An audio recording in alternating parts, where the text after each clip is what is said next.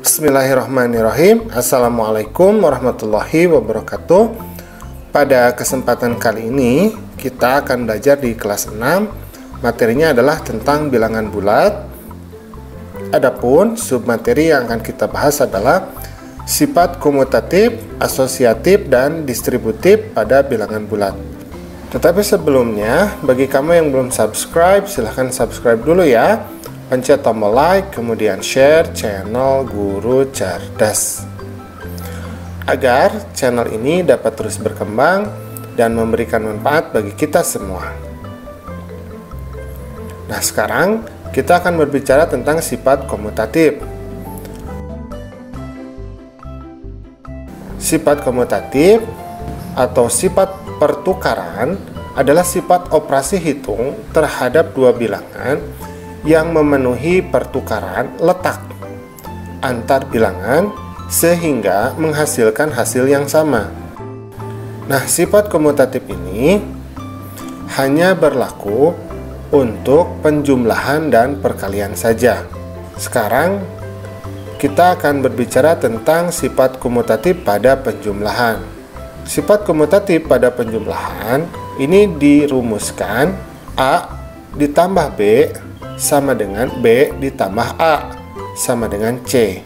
Maksudnya apabila A ini 4, B itu 5, kemudian C itu hasil, maka 4 ditambah 5 itu sama dengan 5 ditambah 4 yang menghasilkan 9. Jadi 4 tambah 5 sama saja dengan 5 tambah 4. Kemudian untuk sifat komutatif pada perkalian, A dikali B ini sama dengan B dikali A sama dengan C.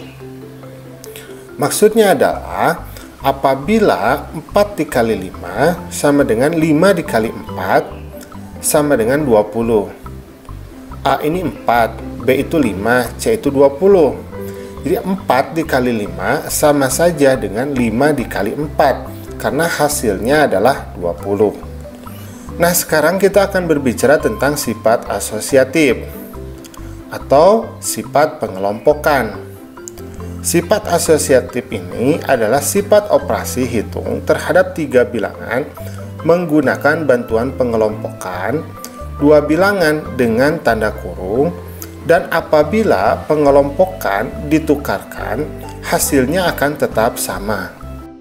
Sifat asosiatif ini juga hanya berlaku bagi penjumlahan dan perkalian.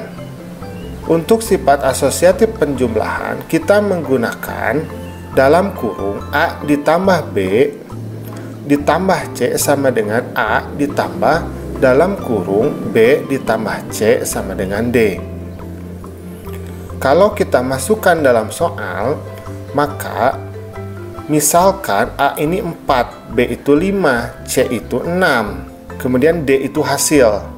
Maka dalam kurung 4 ditambah 5 tambah 6 sama dengan 4 ditambah dalam kurung 5 ditambah 6 sama dengan 15.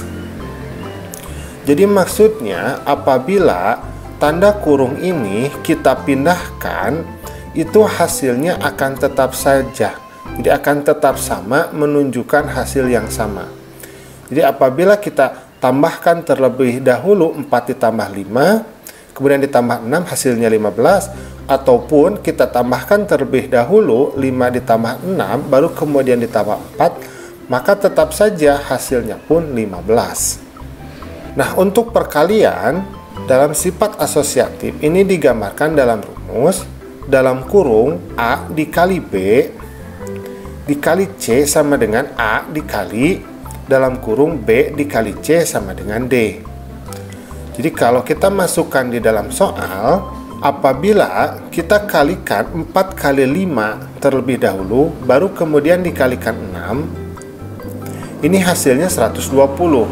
Nah, hasilnya akan sama saja apabila kita kalikan 5 dikali 6 terlebih dahulu, baru dikalikan 4.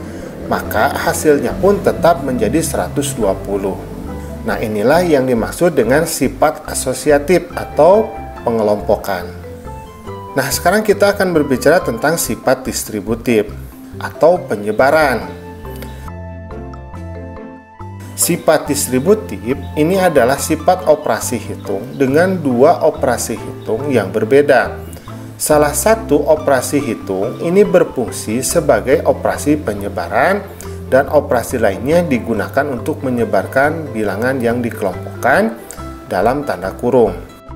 Yang pertama ada yang namanya sifat distributif perkalian terhadap penjumlahan yang digambarkan dalam rumus A dikali dalam kurung B ditambah C ini sama dengan A dikali B ditambah A dikali C sama dengan D. Maksudnya adalah apabila kita masukkan ke dalam soal, misalkan A ini 4, B itu 5, C itu 6, kemudian D itu hasil.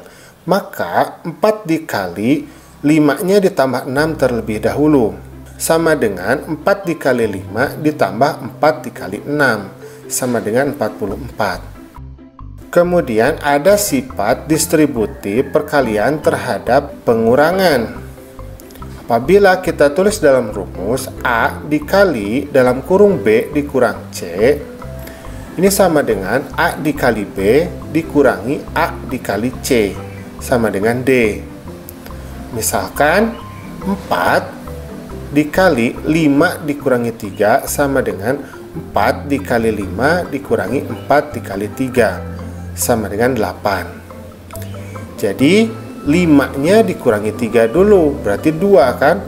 4 dikali 2 kan hasilnya 8. Itu sama saja dengan 4 dikali 5 berarti 20 dikurangi 4 dikali 3 12. 20 dikurangi 12 sama dengan 8. Mudah ya? Gampang ya? Nah, alhamdulillah pembelajaran kita pada kesempatan kali ini sudah selesai. Terima kasih ya sudah mau menyimak. Assalamualaikum.